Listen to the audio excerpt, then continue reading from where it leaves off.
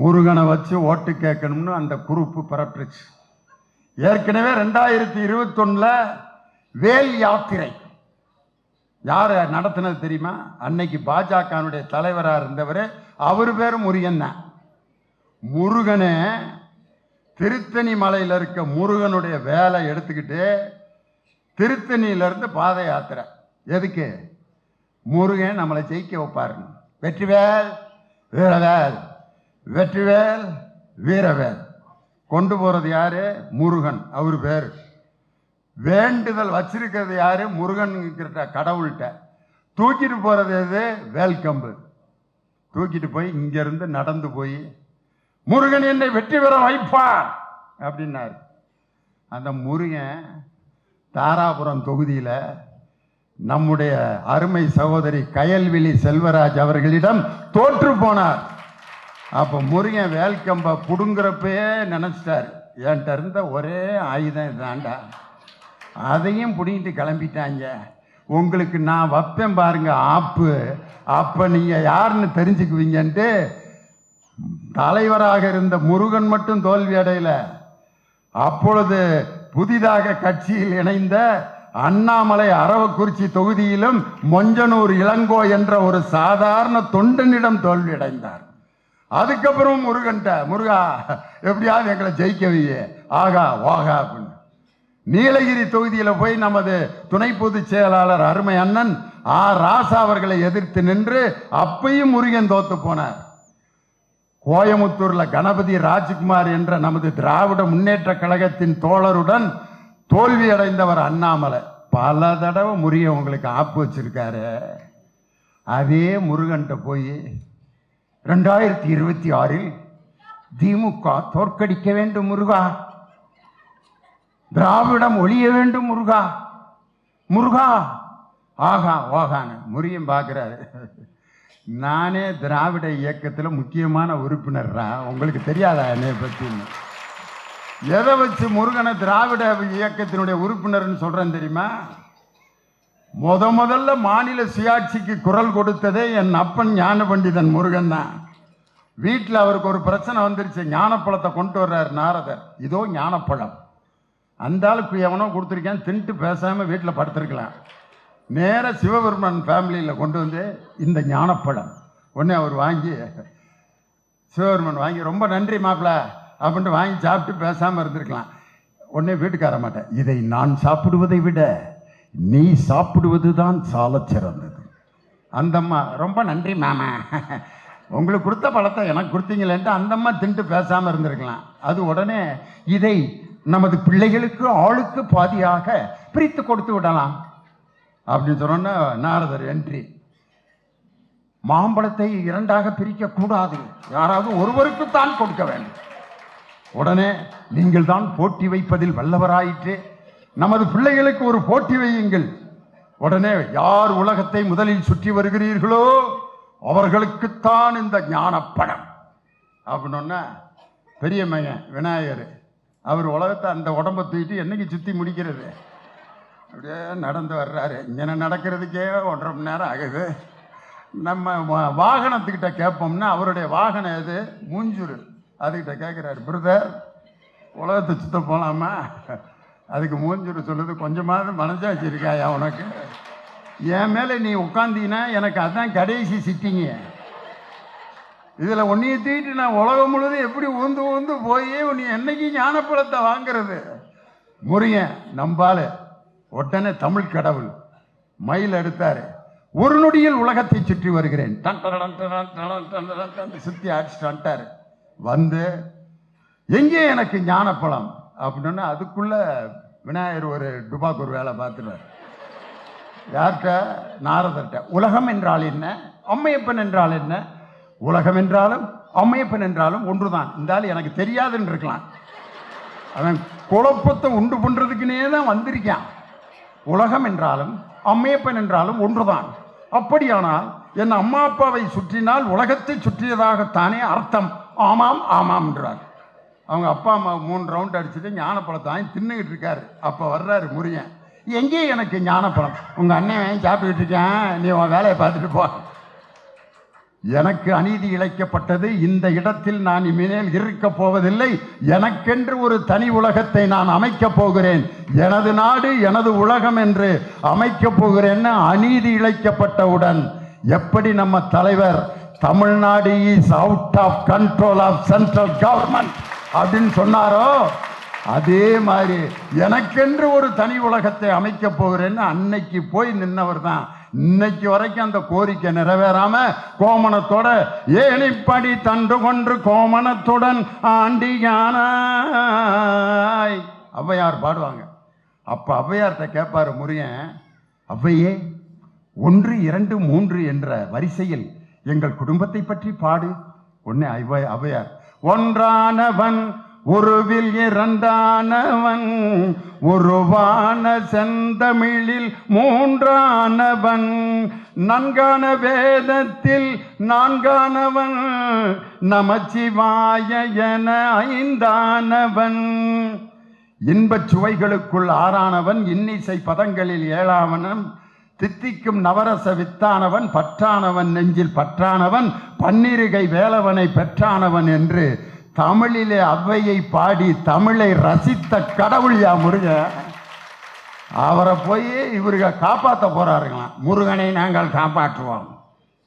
ஒரு அம்மா தான் அழகா சொல்லிச்சு, அறுபடை வீறு கொண்ட திருமுருகான்ட்டு சீர்காழி கோவிந்தராஜன் ஒரு பாட்டு பாடியிருப்பார்.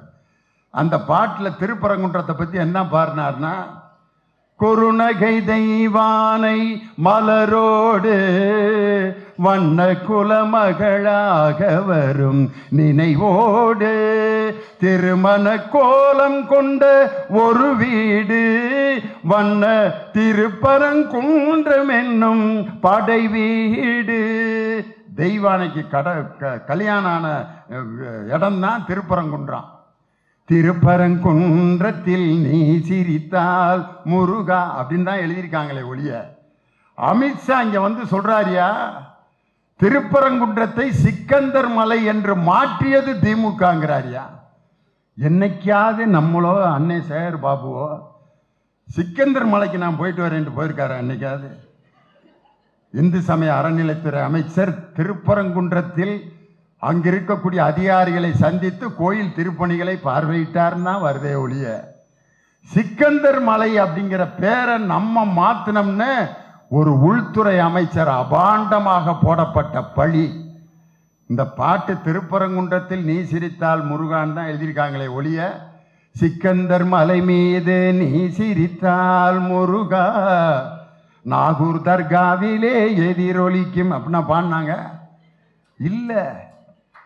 ஒரு மத கலவரத்தை உண்டு பண்ண வேண்டும் என்பதற்காக திட்டமிட்டு நடத்தப்பட்ட ஒரு மிகப்பெரிய கேவலமான ஒரு கூட்டம்தான் அந்த இந்து முன்னணி அவர்கள் நடத்திய அந்த கேவலமான அந்த கூட்டம்.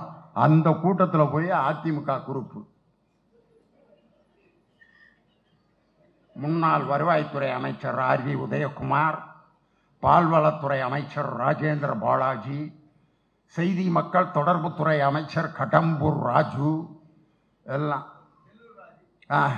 முக்கியமான விஞ்ஞானியை மறந்துட்டேன் நான். தெர்மோகோல் விஞ்ஞானி மரியாதைக்குரிய கூட்டுறவுத்துறை அமைச்சர் செல்லூர் ராஜு, எல்லாம் வந்து அண்ணாமலைங்கிற அந்த தலைவர் நீங்க இருக்கக்கூடாதுன்னு சொன்னதுக்கு என்ன காரணம்? அண்ணாவை பற்றி தரக்குறைவாக பேசினார், உங்கள் முதலமைச்சரை பற்றி தரக்குறைவாக பேசினார், அதனால அவர் தலைவராக இருந்தால் நாங்கள் கூட்டணி சேர மாட்டோம்னு சொன்ன அதே அண்ணாமலை மேடையில் உட்கார்ந்துருக்காரு. பக்கத்தில் ரோசம் இல்லாமல் வெக்கம் இல்லாமல் பக்கத்தில் கையை கட்டி உட்கார்ந்து கொண்டு அண்ணாவையும் பெரியாரையும் அவர்கள் கேவலமாக பேசுவதை பார்த்துவிட்டு ஒரு நாள் கழித்து வந்து, ஒரு நாள் ஆச்சு ரோசம் வர்றதுக்கு. ரோசம் எப்படியா வரணும்? ரோசம் எப்படி வரணும்? ஒருத்தன் வீட்டுக்கு வாப்பா உட்காரு, என்னடா இப்படி கூப்பிடுறது, உட்கார சொல்கிறேன், வாங்க வாங்க வாங்க வாங்க உட்காருனா தான் உட்காரு, வா உட்காரு சாப்பிட்டுப்பா அப்படின்னு உடனே என்ன சோத்துக்கான வந்திருக்கான்னு நினச்சியா? ஏண்டா ஆளு முகரை சோறு வேணாம் விசேஷம் வேணாம். இவன் தான் மனுஷன். அவனுடைய உணர்வு பாதிக்கப்படும் போது உடனே எவன் கொந்தளிக்கிறானா அவன் தான் என் மனுஷன். பெரியாரையும் அண்ணாவையும் அவர்கள் அதுவும் காது கேட்கலன்னா பரவாயில்ல, விஷுவலாக காமிச்சிட்டு இருக்கான். எந்தவித சொரணையும் இல்லாமல் அமர்ந்திருக்கிறார்கள் என்று சொன்னால் இவர்கள் பதவிக்காக எதை வேண்டுமானாலும் இழப்பதற்கு தயாராக இருப்பார்கள்ங்கிறத அந்த இடத்துல காட்டிட்டாங்களே. ஒரு கதை, ஒரு பெரிய மலையில் ஒரு சாமி இருக்கு. அந்த சாமியை கீழே மலைக்கு கீழே கொண்டு வந்து மக்களுக்கு அருள் பாலிக்க கொண்டு வரணும். அப்போ அந்த மலைக்கு மேலே இருக்க ஒரு ராஜா, அவருக்கு கையால் நடக்க முடியாது, பைத்தியம் பிடிச்ச ஒரு ராஜா. அந்த ராஜா சொல்றாரு, சாமியை நான் தான் தூக்கிட்டு வருவேன். வேணாம் ராஜா, உங்களுக்கு கையால் வரல, நீங்க நடந்து போறதுக்குள்ள ஜனங்கள்லாம் போயிடுவாங்க. வேணாம் ராஜா, சாமியை நான் தான்டா தூக்கிட்டு வருவேன் அப்படின்னு ராஜா ஒரே கலகம். ராஜாவுக்கு கால் இல்லை, நடக்க முடியாது, லைட்டாக மெண்டல் வேற.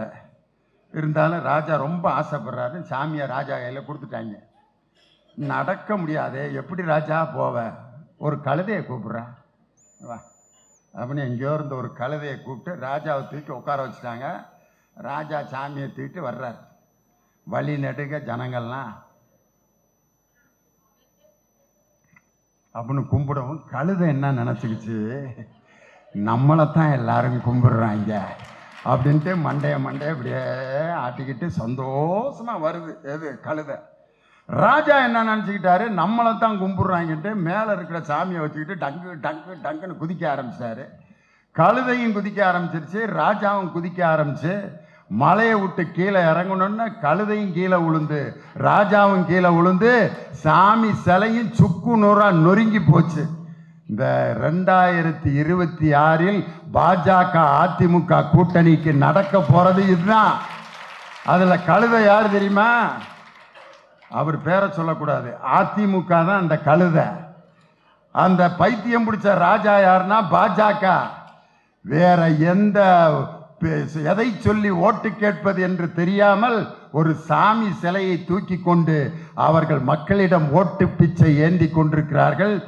இன்னைக்கு எங்கள் ஊரில் ஒரு ஆள் இருக்கான், பையில பார்த்தீங்கன்னா சிலுவை ஜபமாலை வச்சுருப்பேன், விபூதி போடுறதுக்கு ராம கட்டி வச்சுருப்பேன், காவி ட்ரெஸ்ஸை வச்சுருப்பேன், இஸ்லாமியருடைய குல்லா 3 வச்சுருப்பேன்.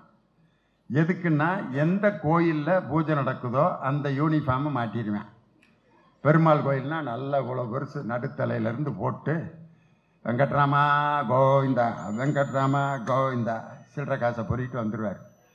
அடுத்து சிவன் கோயிலில் பிரதோஷம்னா இப்படி அடிச்சிடுவேன், டக்குன்னு இதை அழிச்சிட்டு தப்புன்னு அடிச்சுட்டு தென்னாடுடைய சிவனே போற்றி எந்நாட்டிற்கும் இறைவா போற்றி செத்தமெல்லாம் எனக்கு சிவமயமே பிச்சை எடுப்பான். அங்கே போய் சர்ச்சில் ஞாயிற்றுக்கிழமை இது எல்லாத்தையும் தூக்கி பையில் போட்டு பெரிய ஜபமாலையை மாட்டிக்கிட்டு கத்ராயி இயேசுனுடைய நாமத்துக்கு சோத்திரம் ஐயா சோத்திரம் ஐயா சோத்திரம் ஐயா காசு விழுந்துக்கிட்டே இருக்கும். வெள்ளிக்கிழமை அவங்க தொழுகை முடிச்சுட்டு வர்றப்ப குல்லாவை மாட்டிட்டு நாரே தக்பீர் அல்லாஹ் அக்பர் காசு. அவனை கூப்பிட்டேன், மாப்பிள்ள எப்படா இப்படி ஒரு டெக்னிக்கை, நமக்கு தேவை காசு தான்யா. எந்த சாமியோட அடையாளம் இருந்தா என்ன, அதை போட்டுக்கிட்டு காசை சம்பாரிச்சிட வேண்டியதானே. இந்த பிச்சைக்காரர்களுக்கும் அதிமுக பாஜக கூட்டணிக்கும் என்னையா வேறுபாடு? நல்ல திட்டங்களை மக்களிடம் கொடுத்து ஓட்டுக்களை பெறுவதற்கு வக்கில்லாமல் ஒரு ஆன்மீகத்தில் இருக்கக்கூடிய ஒரு முருகனுடைய படத்தை காண்பித்து சிலையை காண்பித்து வேல்கம்பை காண்பித்து ஓட்டு வாங்கி கொண்டிருக்கக்கூடிய இந்த ஓட்டு பிச்சைக்காரர்களை ஓட ஓட விரட்டி 2026 உதிக்கின்ற சூரியனை எந்த சக்தியாலும் தடுக்க முடியாது. அந்த மாநாட்டினுடைய மலர் இங்க பாருங்க, நம்ம அருமை இந்து சமய அறநிலைத்துறை அமைச்சர் நடத்திய அந்த மாநாட்டினுடைய மலர் தான். அந்த மலருக்கு முதல் அணிந்துரை கொடுத்திருக்கிறது யார் தெரியுமா? தமிழகத்தினுடைய முதலமைச்சர் மு.க. ஸ்டாலின் அவர்கள். 2வது அணிந்துரை நமது துணை முதலமைச்சர் அருமை தம்பி உதயநிதி ஸ்டாலின்.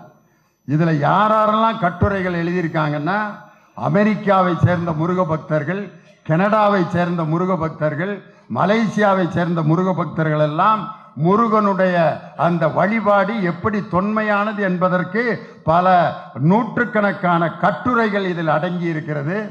முருகன் சம்பந்தப்பட்ட அந்த முக்கியமான அறிஞர்களுடைய பெயரால் விருதுகள் கொடுக்கப்பட்டிருக்கிறது.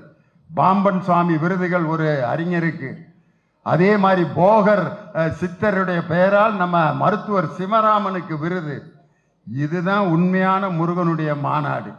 இந்த மாநாட்டிலே அணிந்துரையில் நம்ம தலைவர் சொல்லியிருக்காரு, அந்த தண்டாயுதபாணி சாமி திருக்கோயிலில் அதன் சார்பாக இருக்கின்ற அனைத்து பள்ளிகளிலும் கல்வி நிறுவனங்களிலும் 4000 மாணவர்களுக்கு தினமும் காலை சிற்றுண்டி இலவசமாக நம் இந்து சமய அறநிலைத்துறை அமைச்சர் வழங்கி கொண்டிருக்கிறார்.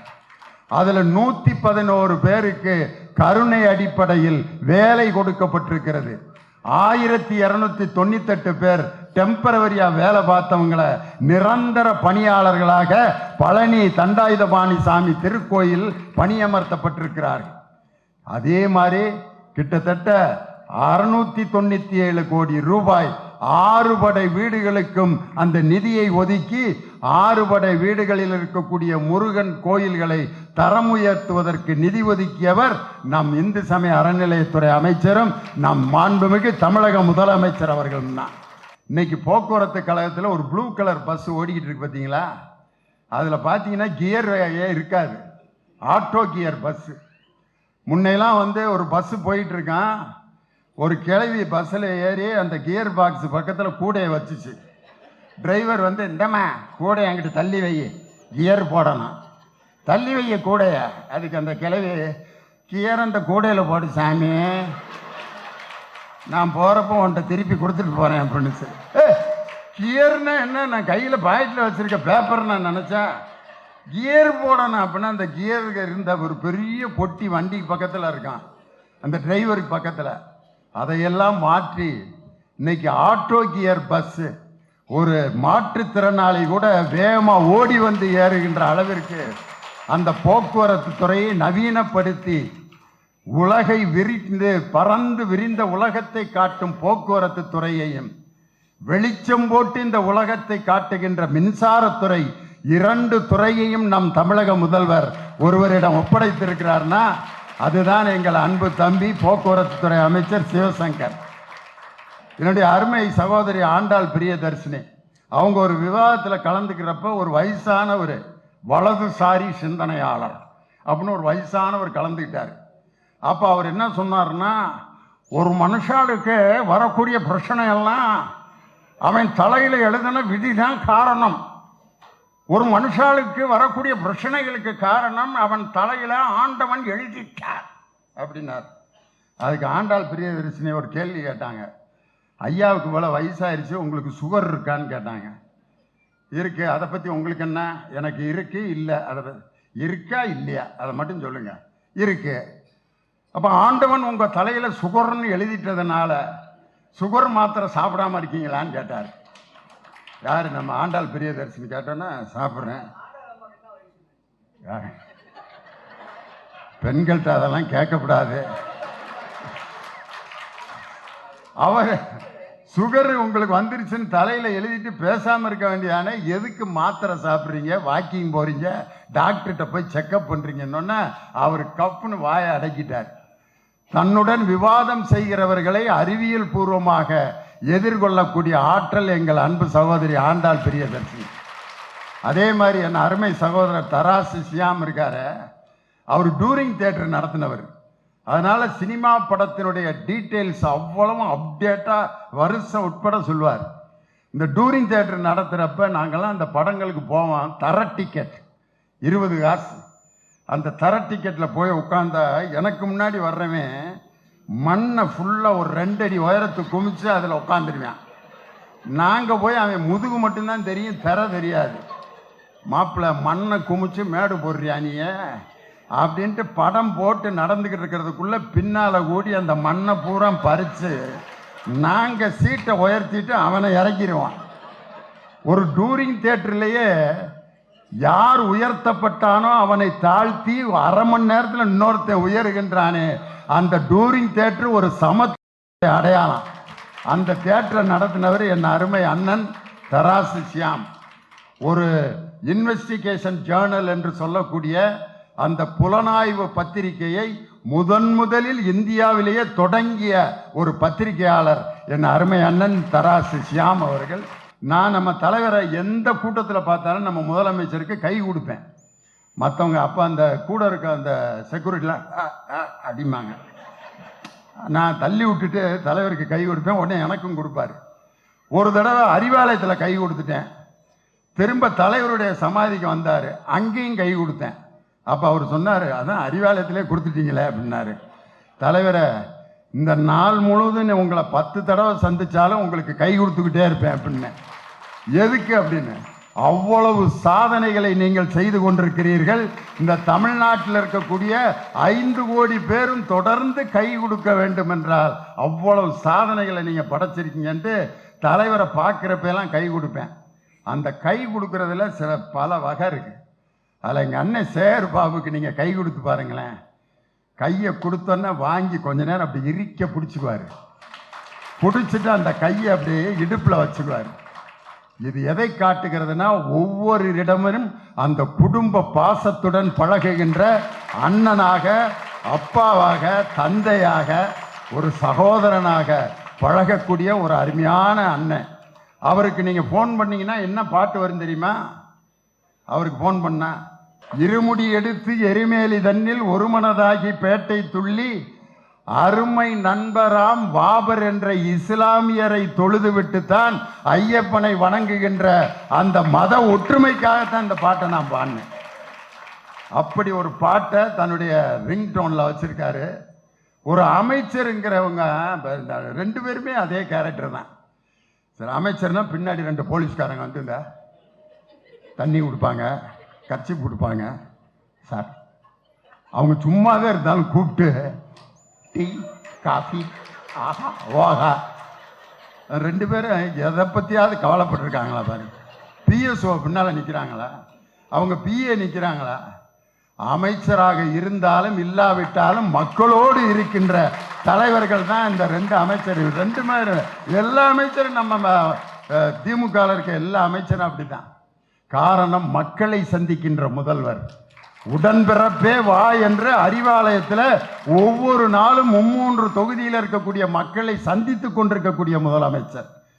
பொதுக்குழுவில் நான் பேசுறதுக்கு மேடைக்கு போனேன், பேசலான்னு போய் நம்ம அமைப்பு செயலாளர்கிட்ட பேசினேன். நேராச்சு போங்க.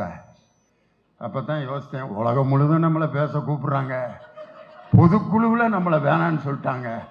ஆனால் தலைவருடைய ஆணைக்கு கட்டுப்படுவது தான் ஒரு பெரிய, எவ்வளோ பெரிய நான் பேச்சாளராக இருந்தாலும் அந்த பொதுக்குழு 1 மணி ஆயிடுச்சு, தலைவருடைய பேச்சுக்கு எல்லாரும் காத்துக்கிட்டு இருக்காங்கன்னு சொன்ன உடனே நான் இறங்கி வந்துட்டேன். மார்ச் 1ஆம் தேதி திராவிட மாடல் நாயகர் உதித்த நாள் மார்ச் 1ஆம் தேதி. ஏப்ரல் 1ஆம் தேதி வருகின்ற 2026 நம்மிடம் மண்ணை கவ்வ போகும் ஏமாளிகளுடைய தினம் ஏப்ரல் 1, முட்டாள்கள் தினம். மே 1 கட்சிக்காக உழைக்கின்ற உழைப்பாளிகளின் தினம் மே 1. 2026 வெற்றி பெறப் போவதற்காக பொதுக்குழு நடந்த நாள் ஜூன் 1. 2026 ஜூலை 1 அன்று கவர்னர் மாளிகையில் முத்துவேல் கருணாநிதி ஸ்டாலின் என்னும் நான் தமிழகத்தின் முதலமைச்சராக பொறுப்பேற்க போகிறேன்னு 2026 ஜூலை 1 அன்று என் தலைவர் முதலமைச்சராக பொறுப்பேற்கின்ற வருடம் நாள் அதுதான். அப்படிப்பட்ட பொதுக்குழுல என் தலைவர் ஒரு செய்தியை அறிவித்தார். விபத்தில் பாதிக்கப்பட்ட ஒரு தொண்டன் யாராவது விபத்தில் பாதிக்கப்பட்டு மரணம் அடைந்தால் அந்த தொண்டனுக்கு 10 லட்சம் நிதி உதவி அளித்த ஒரே இயக்கம் திராவிட முன்னேற்ற கழகம். அப்படிப்பட்ட ஒரு நல்ல தலைவரை பெற்றிருக்கக்கூடிய இயக்கம். இன்னைக்கு நம்ம மக்கள்கிட்ட எவ்வளோ நேரம் பேசுறதுன்னு கேட்டேன், நம்ம அமைச்சர்கிட்ட கேட்டேன். வர்றப்பே எனக்கு ஒரு பாட்டு பாடிக்கிட்டே சால்வப்பட்டார். புண்ணியம் செய்தேனே நான் உன்னை அடைய, அந்த பாட்டை முழுசா பாடுறாரு. பாடிக்கிட்டே எனக்கு அந்த சால்வை போட்டு 1/2 மணி நேரம் ரகசியமாக பாடினதை இப்படியா வெளியே சொல்லுவீங்க அப்படின்னு. அந்த சால்வை போடுறப்ப 1/2 மணி நேரம் தான் பேசணுன்ட்டான். நீ பார்த்தீங்கன்னா முத்தமிழ் முருகன் ஒரே ஒரு செய்தியை மட்டும் சொல்லிடுறேன். கலைஞர் பிறந்த நாள் இன்னைக்கு. அவர் எப்படிப்பட்ட தலைவர்? நம்ம போக்குவரத்துறை அமைச்சர் சொன்னாரே, 1997 கம்ப்யூட்டர் யுகம் வரும் என்று கணித்து அன்றே பள்ளி மாணவர்களுக்கு கம்ப்யூட்டர் கல்வியை கொடுத்த ஒரு தலைவர் முத்தமிழறிஞர் டாக்டர் கலைஞர். அவரால் உருவாக்கப்பட்ட தொழில்நுட்ப பூங்கா, டைடல் பார்க், தொழில்நுட்ப பூங்காக்கள், இது எல்லாரும் இந்த எல்லா மாவட்டத்திலும் இன்னைக்கு வந்து ஒவ்வொரு டைடல் பார்க்லையும் 1.5 லட்சம் இளைஞர்கள் வேலை செய்கிறார்கள் என்று சொன்னால் அந்த வேலை வாய்ப்புக்கு அச்சாரமிட்டவர் முத்தமிழறிஞர் டாக்டர் கலைஞர் என்ற அற்புதமான ஒரு விஞ்ஞானி. அது மட்டும் இல்லை, இன்னைக்கு நம்ம பாட்டு கேட்கறது எத்தனை மெத்தட் வச்சிருக்கோம் பார்த்துருக்கீங்களா? பாட்டு கேட்குற மெத்தடு. ஒரு காலத்தில் ரெக்கார்டு பிளேயர் இருந்துச்சு. கல்யாண மாப்பிள்ளை பொண்ணு போயிட்டாங்கன்னா அந்த பொண்ணு மாப்பிள்ளைக்குன்னா ஒரு பாட்டு வச்சுருப்பாங்க. மணமகளே மருமகளே வா வா, ரெக்கார்டு பிளேயர். உன் வலது வலது வலது வலது, அந்த ஊசி அங்கனே நின்றுக்கிறேன். அந்த பிள்ளை காலை எடுத்து வச்சுட்டு வைக்கிறதா வேணாமா, இது என்ன ஓட்டுங்கடா பாட்டை. மணமகளே மருமகளே வா வா. ஐயோ, இதுக்கு முதல்ல இருந்ததே தேவலாம் போல இருக்கு. டக்குன்னு இன்னொரு தடவை மாற்றுவான். மணமகளே மருமகளே வா. அந்த பிள்ளை நான் இன்னும் ஒரு 15 நாள் கழிச்சு வரேன். இப்படி யாரா பாட்டை போட்டு கூப்பிடுறது அப்படின்னு ரெக்கார்டு பிளேயரில் பாட்டு போட்டுக்கிட்டு இருந்தான். அதுக்கப்புறம் பார்த்தீங்கன்னா ஆடியோ கேசட். என் பட்டிமன்றம்லாம் வந்தப்போ ஆடியோ கேசட். பட்டுக்கோட்டையா கண்ணதாசனா திண்டுக்கல் லியோனியின் பட்டிமன்றம் 4 பாகங்கள். முதல் பாகம், 2வது பாகம், 4 கேசட்டில் ஒரு பட்டிமன்றம் கேட்பாங்க. அதுக்கடுத்து சிடி, காம்பாக்ட் டிஸ்க் அப்படின்னு வந்துச்சு, சிடி பிளேயர். இன்னைக்கு பார்த்தீங்கன்னா என் சகோதரி கையில் வச்சிருக்க இந்த செல்போனில் ஒரு 5000 பாட்டு இருக்கும். மெமரி கார்டு இவ்வளோ பெருசு தான் இருக்கும். வீட்டில் இன்னைக்கு அலெக்சான்னு ஒரு சின்ன கருவி இருக்கியா, நம்ம சொல்கிற பாட்டெலாம் போடுது. அலெக்சா அலெக்சா, கற்பனை என்றாலும் கற்பனை என்றாலும் கச்சிலை என்றாலும் கந்தனே உனை ஸ்டாப் அலெக்சா ஸ்டாப். சந்தோஷம் பொங்குதே, உடனே அலெக்சா சந்தோஷம் பொங்குதே சந்தோஷம் பொங்குதே சந்தோஷம் என்னில் பொங்குதே அல்லேலூயா இயேசு என்னை ரட்சித்தார் முற்றும் என்னை மாற்றினார் சந்தோஷம் என்னில். Alexa stop. இறைவனிடம் கையேந்துங்கள், இறைவனிடம் கையேந்துங்கள், அவன் இல்லை என்று சொல்லுவதில். அந்த ஒரு அறிவியல் கருவி, மத வேற்றுமை இல்லாமல் எல்லா பாட்டையும் அந்த ஒரு அறிவியல் கருவி பாடுதுன்னா அறிவியல் முன்னேற்றம் தாண்டா ஒரு மனிதனுடைய மதவெறியை தகர்க்கக்கூடிய சக்தின்னு சொல்லி அந்த மெமரி கார்டில் இருக்கக்கூடிய ஒரு சின்ன பொருளுக்கு பேர் தான், அந்த மெமரி கார்டில் இருக்கிறதுக்கு பேர் செமி கண்டக்டர்னு பேர். அந்த செமி கண்டக்டர் தான் அந்த மெமரி கார்டு, அந்த சிப்பு, உங்களுக்கு இருக்கக்கூடிய அந்த மொபைல் ஃபோனில் இருக்கக்கூடிய சிம் கார்டில் இருக்கக்கூடிய ஒரு சின்ன ஒரு கருவிக்கு பேர் தான் செமி கண்டக்டர். இன்னைக்கு நம்ம தலைவர் இன்னும் 10 ஆண்டுகள் கழித்து வரக்கூடிய அந்த செமி கண்டக்டர் துறையை நமது தமிழகத்தில் கொண்டு வருவோம் என்று சொல்லி அதற்குரிய பணிகளை மேற்கொண்டு கோவை மாவட்டத்தில் பல்லடத்திலும் ஒசூரிலும் திருநெல்வேலியிலும் செமி கண்டக்டர் தொழிற்சாலையை உருவாக்குவேன் என்று 10 ஆண்டுகளுக்கு பிறகு நடக்கின்ற அறிவியல் முன்னேற்றத்தை இன்றே கொண்டு வந்த தலைவர் நம் தளபதி மு.க. ஸ்டாலின் என்ற தலைவர். எப்படி தந்தை டைடல் பார்க் தொழில்நுட்ப பூங்காக்களை கொண்டு வந்தாரோ அதுபோல செமி கண்டக்டர் என்ற அந்த துறையினுடைய வளர்ச்சியை இன்று எதிர்நோக்கி இருக்கின்ற தலைவர் நம் தமிழகத்தினுடைய முதலமைச்சர். ஒரு மாற்றுத்திறனாளி அணி, கல்வியாளர் அணி என்று 2 அணிகள் இன்று உருவாக்கப்பட்டு மாற்றுத்திறனாளி அணியினுடைய பொறுப்பாளர்களை நேற்று நான் வந்து சந்தித்தேன். அந்த பையன் சொல்கிறாரு, மாற்றுத்திறனாளிகள் காது கேட்காதவர்கள் உள்நாட்சி தேர்தலில் போட்டியிடுறதுக்கு உங்களுக்கு அனுமதி இல்லை, காரணம் செவித்திறன் குறைபாடு உள்ளவர்கள் தேர்தலில் நிற்கக்கூடாதுன்னு விதி இருக்குன்னு சொல்லி அதை எதிர்த்து கோர்ட்டு கேஸுக்கெல்லாம் போய் அந்த கோர்ட்டுக்கு அவர்கள் நீதிமன்றத்தில் போராடும் போது ஆதரவு தந்த தலைவர் நம் தமிழகத்தினுடைய முதலமைச்சர். அப்போ சொல்லியிருக்காரு, நான் ஆட்சிக்கு வந்தால் உள்ளாட்சி மன்றத்தில் உங்களுக்கு பிரதிநிதித்துவம் கொடுப்பது என்னுடைய பொறுப்பு, இதை ஏற்றுக்கொள்ளுங்கள் சொல்லி இன்னைக்கு 12,000 பேர் உள்ளாட்சி மன்றத்தில் நியமன உறுப்பினர்களாக மாற்றுத்திறனாளிகளை நியமித்த புரட்சியை தந்தவர் நமது தளபதி மு.க. ஸ்டாலின் என்று சொல்லி இன்னைக்கு எம்ஜிஆர் பாட்டை பாடினா தான் இந்த குரூப்பு ஏடிஎம்கே குரூப்புகளுக்கு சரியா இருக்கேன். அன்னைக்கே எம்ஜிஆர் பாடிட்டார். நெஞ்சம் உண்டு நேர்மை உண்டு ஓடு ராஜா, நேரம் வரும் காத்திருந்து பாரு ராஜா, அஞ்சி அஞ்சி வாழ்ந்தது போதும் ராஜா, நீ ஆற்று வெள்ளம் போல் எழுந்து ஓடு ராஜா. எடப்பாடிக்குனே அடுத்த வரி எழுதியிருக்காரு கண்ணதாசன். அடிமையின் உடம்பில் ரத்தம் எதற்கு, தினம் அச்சப்பட்ட கோழைக்கு இல்லம் எதற்கு, கொடுமையை கண்டு கண்டு பயம் எதற்கு, நீ கொண்டு வந்ததென்னடா மீசை முறுக்கு, நெஞ்சம் உண்டு நேர்மை உண்டு ஓடு ராஜா.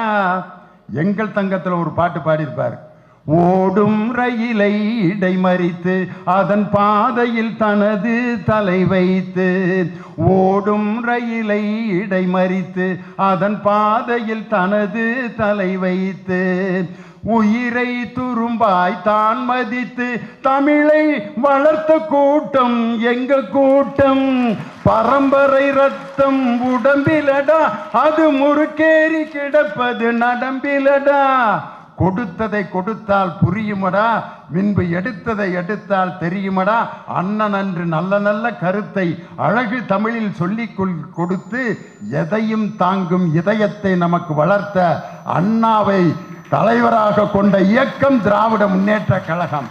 அந்த இயக்கத்தினுடைய சூரியன் 2026 உதிப்பதை எந்த சக்தியாலும் தடுக்க முடியாது என்று சொல்லி 2026 ஆகஸ்ட் 15 அன்று சென்னை கோட்டை கொத்தளத்தில் கொடியேற்ற போவது எங்கள் தலைவர் மு.க. ஸ்டாலின் தான். மீண்டும் முதல்வராவார். அதற்கு 200 தொகுதிகளுக்கு மேல் நாம் வெற்றி பெறுவோம் என்று சொல்லி அண்ணன் சொன்ன அதே அரை மணி நேரத்தில் நான் முடிச்சிட்டேன்னு சொல்லி உங்கள் அனைவருக்கும் நன்றி தெரிவித்து விடைபெறுகிறேன். வணக்கம். டாக்டர் கலைஞர்,